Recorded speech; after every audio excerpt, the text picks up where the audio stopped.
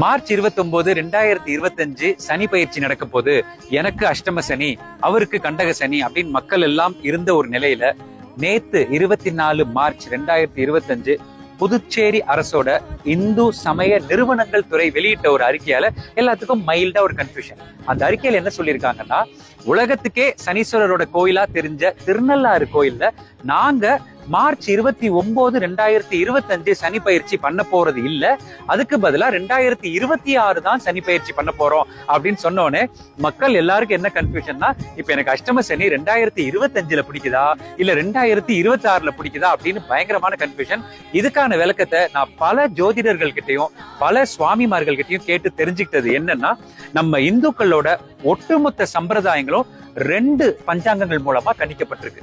அதுக்கு ஒண்ணு பேரு திருக்கணித பஞ்சாங்கம், இன்னொன்னு பேரு வாக்கிய பஞ்சாங்கம். இந்த திருக்கணித பஞ்சாங்கமும் வாக்கிய பஞ்சாங்கமும் பல 100 வருடங்களா முறைகள்ல இருந்துகிட்டே இருக்கு. இதுல இந்த வாக்கிய பஞ்சாங்கம் படிதான் கோயில்கள்ல எத்தனை மணிக்கு பூஜைகள் நடக்கணும், புனஸ்காரங்கள் நடக்கணும், பயிற்சிகள், அதாவது சனி பயிற்சியா இருக்கட்டும், குரு பயிற்சியா இருக்கட்டும், இது எல்லாமே கணிக்கிறது வாக்கிய பஞ்சாங்கம் மூலமா. ஆனா ஒரு மனிதனோட அன்றாடம் வாழ்க்கை, அதாவது மனிதனோட வாழ்க்கையில் நடக்கிற சம்பவங்கள் எல்லாத்தையும் கணிக்கிறது திருக்கணித பஞ்சாங்கம் மூலமா. சோ இப்போ திருக்கணித பஞ்சாங்கம் மூலமா நம்ம எல்லாருக்கும் சனி பயிற்சி மார்ச் 29, 2025. ஆனா திருநள்ளாறு தர்பாரண்யேஸ்வரர் கோயில்ல வாக்கிய பஞ்சாங்கப்படி சனி பயிற்சி 2026 தான். அப்ப நான் 2025 மார்ச் மாசம் 29ஆம் தேதி திருநள்ளாறு போக கூடாதானா? கண்டிப்பா போகலாம், அன்னைக்கும் பூஜைகள் நடக்கும். ஆனா சனி பயிற்சிங்கிற கணிப்பு தான் மாறும்.